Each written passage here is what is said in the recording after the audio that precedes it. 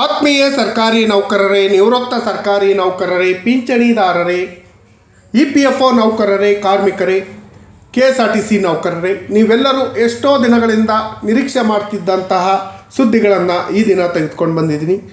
ನಿಮ್ಮ ಕನಿಷ್ಠ ಪಿಂಚಣಿ ಹೆಚ್ಚಳ ಆಗತ್ತಾ? ಹೆಚ್ಚಳ ಆದರೆ ಎಷ್ಟು ಪ್ರಮಾಣದಲ್ಲಿ ಹೆಚ್ಚಳ ಆಗತ್ತೆ? ಇದರಿಂದ ನಿಮಗಾಗುವಂಥ ಲಾಭಗಳು ಏನು? ಸರ್ಕಾರಿ ನೌಕರರ NPS ರದ್ದಾಗಿ OPS ಜಾರಿ ಆಗತ್ತಾ? ಅದ್ರ ಜೊತೆಯಲ್ಲಿ ಕೇಂದ್ರ ಸರ್ಕಾರಿ ನೌಕರರಿಗೆ ವೇತನ ಆಯೋಗ ರಚನೆ ಆಗಿ ಸಂಬಳ ಹಾಗೂ ಪಿಂಚಣಿ ಹೆಚ್ಚಳಕ್ಕೆ ಸಂಬಂಧಪಟ್ಟ ಹಾಗೆ, ಅದೇ ರೀತಿ ನೌಕರರು, ಕಾರ್ಮಿಕರು, ಪಿಂಚಣಿದಾರರು, ಸರ್ಕಾರಿ ನೌಕರರ ಆದಾಯ ತೆರಿಗೆ ಮಿತಿ 10 ಲಕ್ಷಕ್ಕೆ ಏರಿಕೆ ಆಗುತ್ತಾ? ಈ ಬಗ್ಗೆ ವಿವರವಾದ ಮಾಹಿತಿಯನ್ನು ತಂದಿದ್ದೀನಿ. ಈ ಮಾಹಿತಿ ಶೇರ್ ಮಾಡೋದಕ್ಕಿಂತ ಮುಂಚಿತವಾಗಿ ಯಾರ್ಯಾರು ಈ ಚಾನಲ್ಗೆ ಸಬ್ಸ್ಕ್ರೈಬ್ ಆಗಿಲ್ಲ, ದಯವಿಟ್ಟು ಸಬ್ಸ್ಕ್ರೈಬ್ ಮಾಡ್ಕೊಳ್ಳಿ, ನಿಮ್ಮ ಸ್ನೇಹಿತರಿಗೂ ಶೇರ್ ಮಾಡಿ. ನೀವು ಫೇಸ್ ಮಾಡ್ತಾ ಇರೋಂಥ ಯಾವುದೇ ಪ್ರಾಬ್ಲಮ್ ಇದ್ದರೂ ಆ ಪ್ರಾಬ್ಲಮ್ಗಳನ್ನು ಲೀಗಲ್ ಆಗಿ ಸಾಲ್ವ್ ಮಾಡ್ಕೊಳ್ಳೋಕ್ಕೆ ಉತ್ತಮ ವೇದಿಕೆ. ಸ್ನೇಹಿತರೆ, EPFO ನೌಕರರು ಹಲವಾರು ದಶಕಗಳಿಂದ ಹೋರಾಟವನ್ನು ಮಾಡಿಕೊಂಡು ಕನಿಷ್ಠ ಪಿಂಚಣಿಯನ್ನು ಹೆಚ್ಚಳ ಮಾಡಬೇಕು, ಸಾಮಾಜಿಕ ಭದ್ರತಾ ಯೋಜನೆಗಿಂತ ಕನಿಷ್ಠ ಪಿಂಚಣಿ ಇದೆ, ಪಿಂಚಣಿ ಹೆಚ್ಚಳ ಮಾಡಬೇಕು ಅಂತ, ಸಂಬಳವಾದ ಮಿತಿಯನ್ನು ಹೆಚ್ಚಳ ಮಾಡಬೇಕು ಅಂತ ಹೇಳಿ ಕೇಂದ್ರ ಸರ್ಕಾರಕ್ಕೆ ಹಲವಾರು ಬಾರಿ ಮನವಿಯನ್ನು ಸಲ್ಲಿಕೆ ಮಾಡಿದರು. ಕೇಂದ್ರ ಸರ್ಕಾರಕ್ಕೆ ಮನವಿ ಸಲ್ಲಿಕೆ ಮಾಡಿದ್ರು, ಯಾವುದೇ ಪ್ರಯೋಜನ ಆಗಿರಲಿಲ್ಲ. ಅದೇ ರೀತಿ ಸರ್ಕಾರಿ ನೌಕರರು NPS ಎಂಬ ಭೂತವನ್ನು ರದ್ದುಪಡಿಸಿ OPS ಅನ್ನು ಜಾರಿ ಮಾಡಬೇಕು, ವೇತನ ಆಯೋಗವನ್ನು ರಚನೆ ಮಾಡಿ ಸಂಬಳ ಹಾಗೂ ಪಿಂಚಣಿಯನ್ನು 50% ಹೆಚ್ಚಳ ಮಾಡಬೇಕು ಅಂತ ಹೇಳಿ ಮನವಿಯನ್ನು ಮಾಡ್ಕೊಂಡಿದ್ರು.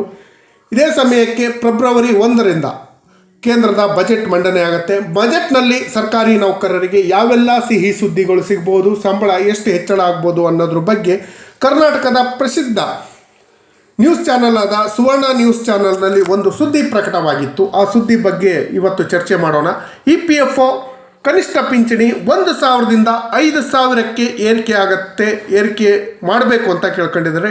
ಟ್ರೇಡ್ ಯೂನಿಯನ್ಗಳು ಕನಿಷ್ಠ EPFO ಪಿಂಚಣಿಯನ್ನು 5,000ಕ್ಕೆ ಹೆಚ್ಚಿಸುವಂತೆ ಹಾಗೂ ಸರ್ಕಾರಿ ನೌಕರರಿಗೆ 7ನೇ ವೇತನ ಆಯೋಗ ಮುಕ್ತಾಯ ಆಗಿರೋದ್ರಿಂದ 8ನೇ ವೇತನ ಆಯೋಗವನ್ನು ರಚಿಸಬೇಕು ಅಂತ ಒತ್ತಾಯಿಸಿದೆ.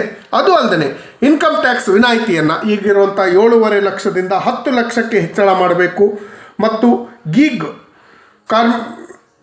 ಕಾರ್ಮಿಕರ ಸಾಮಾಜಿಕ ಭದ್ರತಾ ಯೋಜನೆಯನ್ನು ಜಾರಿಗೆ ತರಬೇಕು ಅಂತ ಹೇಳಿ ಟ್ರೇಡ್ ಯೂನಿಯನ್ಗಳು ಒತ್ತಾಯ ಮಾಡಿದ್ದಾರೆ. Trade union demand hike minimum EPFO pension up to 5,000 rupees ಅಂತ ಒತ್ತಾಯವನ್ನು ಕೇಂದ್ರ ಸರ್ಕಾರಕ್ಕೆ ಮಾಡಿದ್ದಾರೆ. ದೇಶದಲ್ಲಿ ಉದ್ಯೋಗ ಭವಿಷ್ಯ ನಿಧಿಯಲ್ಲಿ ಕೊಡುತ್ತಿರುವಂಥ ಕನಿಷ್ಠ ಪಿಂಚಣಿ 1,000 ರೂಪಾಯಿ ಇದೆ. ಈ 1,000 ರೂಪಾಯಿ ಪಿಂಚಣಿಯನ್ನು 5,000 ರೂಪಾಯಿಗೆ ಏರಿಸುವಂತೆ ಒತ್ತಾಯಗಳು ಕೇಳಿಬರ್ತಾ ಇದೆ. ಟ್ರೇಡ್ ಯೂನಿಯನ್ಗಳು ಸೋಮವಾರ ಕನಿಷ್ಠ EPFO ಪಿಂಚಣಿಯನ್ನು 5 ಪಟ್ಟು ಹೆಚ್ಚಳ ಮಾಡಬೇಕು, ಅಂದರೆ 5,000 ರೂಪಾಯಿ ಹೆಚ್ಚಳ ಮಾಡಬೇಕು. ಅದರೊಂದಿಗೆ ಕೇಂದ್ರ ಸರ್ಕಾರಿ ನೌಕರರಿಗೆ 8ನೇ ವೇತನ ಆಯೋಗವನ್ನು ತಕ್ಷಣ ರಚಿಸಬೇಕು. ಮುಂಬರುವಂತಹ 2025-26ನೇ ಸಾಲಿನ ಬಜೆಟ್ನಲ್ಲಿ ಇದ್ರ ಬಗ್ಗೆ ಕ್ರಮ ಕೈಗೊಳ್ಳಬೇಕು ಅಂತ ಹೇಳಿ ಕೇಂದ್ರ ವಿತ್ತ ಸಚಿವೆ ಅವರೊಂದಿಗೆ ತಮ್ಮ ಸಾಂಪ್ರದಾಯಿಕ ಬಜೆಟ್ ಪೂರ್ವ ಸಭೆಯಲ್ಲಿ ಟ್ರೇಡ್ ಯೂನಿಯನ್ ಮುಖಂಡರು ಆದಾಯ ತೆರಿಗೆ ವಿನಾಯಿತಿಯನ್ನು ವಾರ್ಷಿಕ 10 ಲಕ್ಷ ರೂಪಾಯಿಗೆ ಹೆಚ್ಚಿಸಬೇಕು, ಗಿಗ್ ಕಾರ್ಮಿಕರ ಸಾಮಾಜಿಕ ಭದ್ರತಾ ಯೋಜನೆ, ಸರ್ಕಾರಿ ನೌಕರರ ಹಳೆಯ ಪಿಂಚಣಿ ಹಳೆಯ ಪಿಂಚಣಿ ಜಾರಿ ಮಾಡಬೇಕು, NPS ಅನ್ನು ರದ್ದುಪಡಿಸಿ OPS ಅನ್ನು ಮರುಸ್ಥಾಪಿಸಬೇಕು ಅಂತ ಒತ್ತಾಯ ಮಾಡಿದ್ದಾರೆ. 2025-26ರ ಬಜೆಟನ್ನು ಕೇಂದ್ರ ಹಣಕಾಸು ಸಚಿವೆಯಾದ ಶ್ರೀಮತಿ ನಿರ್ಮಲಾ ಸೀತಾರಾಮನ್ ಅವರು ಫೆಬ್ರವರಿ 1ರಂದು ಸಂಸತ್ನಲ್ಲಿ ಮಂಡನೆ ಮಾಡ್ತಾ ಇದ್ದಾರೆ. ಈ ಸಮಯದಲ್ಲಿ ಸಭೆಯ ನಂತರ ಸುದ್ದಿಗಾರರೊಂದಿಗೆ ಮಾತನಾಡಿದ TUCC ರಾಷ್ಟ್ರೀಯ ಪ್ರಧಾನ ಕಾರ್ಯದರ್ಶಿ SP ತಿವಾರಿ, ಅನೌಪಚಾರಿಕವಾಗಿ ನೌಕರರ ಸಾಮಾಜಿಕ ಭದ್ರತೆಗಾಗಿ ಸರ್ಕಾರವು PSUಗಳ ಖಾಸಗೀಕರಣ, ಕಾರ್ಪೊರೇಟೀಕರಣವನ್ನು ನಿಲ್ಲಿಸಬೇಕು ಅಂತ ಹೇಳಿ ಒತ್ತಾಯವನ್ನು ಮಾಡಿದ್ದಾರೆ. ಅದೇ ರೀತಿ ಭಾರತೀಯ ಮಜುಮ್ದಾರ್ ಸಂಘದ ಸಂಘಟನಾ ಕಾರ್ಯದರ್ಶಿ ಉತ್ತರ ವಲಯ ಪವನ್ ಕುಮಾರ್ ಅವರು EPFO 95 ಅಡಿಯಲ್ಲಿ ಕನಿಷ್ಠ ಪಿಂಚಣಿ ತಿಂಗಳಿಗೆ 1,000 ರೂಪಾಯಿಯಿಂದ ಮಾಸಿಕ 5,000 ರೂಪಾಯಿಗೆ ಹೆಚ್ಚಳ ಮಾಡಬೇಕು, ಹಂತ ಹಂತವಾಗಿ ಹೆಚ್ಚಿಸಬೇಕು. ನಂತರ VDA ವೇರಿಯಬಲ್ ಇಯರೆನ್ಸ್ ಅಲೋವೆನ್ಸನ್ನು ಲಿಂಕ್ ಮಾಡಬೇಕು. ಆದಾಯ ತೆರಿಗೆ ಮಿತಿಯನ್ನು ಈಗಿರುವಂಥ 7.5 ಲಕ್ಷದಿಂದ 10 ಲಕ್ಷ ರೂಪಾಯಿಗೆ ಹೆಚ್ಚಳ ಮಾಡಬೇಕು ಅಂತ ಹೇಳಿ ಮನವಿಯನ್ನು ಮಾಡಿಕೊಂಡಿದ್ದಾರೆ. ಅದರ ಜೊತೆಯಲ್ಲಿ ಸರ್ಕಾರಿ ನೌಕರರ ವೇತನ ಪರಿಷ್ಕರಣೆಗಾಗಿ ಈಗಾಗಲೇ 10 ವರ್ಷ ಆಗಿದೆ. 8ನೇ ವೇತನ ಆಯೋಗವನ್ನು ಕೂಡಲೇ ರಚನೆ ಮಾಡಬೇಕು ಅಂತ ಹೇಳಿ CITU ರಾಷ್ಟ್ರೀಯ ಕಾರ್ಯದರ್ಶಿ ಅವರು ತಕ್ಷಣ ಮಾಡಬೇಕು ಅಂತ ಹೇಳಿ ಒತ್ತಾಯವನ್ನು ಮಾಡಿದ್ದಾರೆ. 1980ರ ದಶಕದಲ್ಲಿ 21 ಲಕ್ಷದಿಂದ 2024ವರೆಗೆ 8 ಲಕ್ಷಕ್ಕೂ ಹೆಚ್ಚು CPSEಗಳಲ್ಲಿ ಖಾಸಗಿ ಉದ್ಯೋಗಗಳು ಇಳಿಮುಖವಾಗಿದೆ. ಈ ಬಗ್ಗೆ ಕ್ರಮ ಕೈಗೊಳ್ಳಬೇಕು ಅಂತ ಹೇಳಿ ದೇವರಾಯ್ ಅವರು ಆತಂಕ ವ್ಯಕ್ತಪಡಿಸಿದರೆ NFTCU ಸಂಘಟನೆ ಕೂಡ ಸರ್ಕಾರಿ ನೌಕರರಿಗೆ 8ನೇ ವೇತನ ಆಯೋಗ ರಚನೆ ಮಾಡಿ ಅವರ ಸಂಬಳ ಹಾಗೂ ಪಿಂಚಣಿಯನ್ನು ಹೆಚ್ಚಳ ಮಾಡುವತ್ತ ಗಮನವನ್ನು ಹರಿಸಬೇಕು.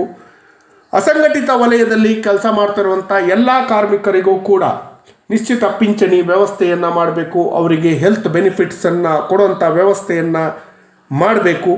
ನೌಕರರ ಭವಿಷ್ಯ ನಿಧಿ ಹಾಗೂ ರಾಜ್ಯ ವಿಮಾ ನಿಗಮ ESICಗಾಗಿ ಪ್ರತ್ಯೇಕವಾಗಿ ಬಜೆಟ್ನಲ್ಲಿ ಅನುದಾನವನ್ನು ಬಿಡುಗಡೆ ಮಾಡಬೇಕು ಅಂತ ಹೇಳಿ ಬಜೆಟ್ ಪೂರ್ವ ಸಭೆಯಲ್ಲಿ ಒತ್ತಾಯವನ್ನು ಮಾಡಿದ್ದಾರೆ. ಸ್ನೇಹಿತರೆ, ಸರ್ಕಾರಿ ನೌಕರರು ಹಾಗೂ ಪಿಂಚಣಿದಾರರು ಸಂಬಳ ಹಾಗೂ ಪಿಂಚಣಿ ಹೆಚ್ಚಳಕ್ಕೆ ಸಂಬಂಧಪಟ್ಟ ಹಾಗೆ 8ನೇ ವೇತನ ಆಯೋಗ ರಚನೆ ಬಗ್ಗೆ ಕೇಳ್ಕೊಂಡಿದ್ದಾರೆ. ಅದು ಬಜೆಟ್ನಲ್ಲಿ ಆಗತ್ತಾ ಇಲ್ಲ, ಅದು ಯಕ್ಷ ಪ್ರಶ್ನೆ.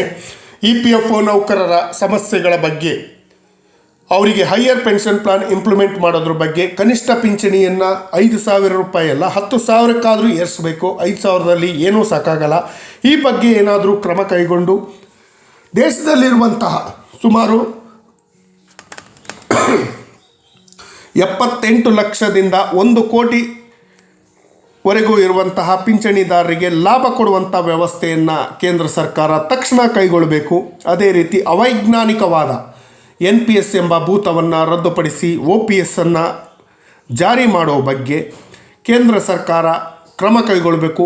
ಹಂತ ಹಂತವಾಗಿ ಕೇಂದ್ರ ಸರ್ಕಾರ ತನ್ನ ನೌಕರರಿಗೆ NPS ಅನ್ನು ರದ್ದುಪಡಿಸಿ OPS ಅನ್ನು ಜಾರಿ ಮಾಡಿದ್ದೇ ಆದರೆ ಎಲ್ಲ ರಾಜ್ಯಗಳು ಕೂಡ NPS ಅನ್ನು ರದ್ದುಪಡಿಸಿ OPS ಅನ್ನು ಜಾರಿ ಮಾಡುತ್ತೆ.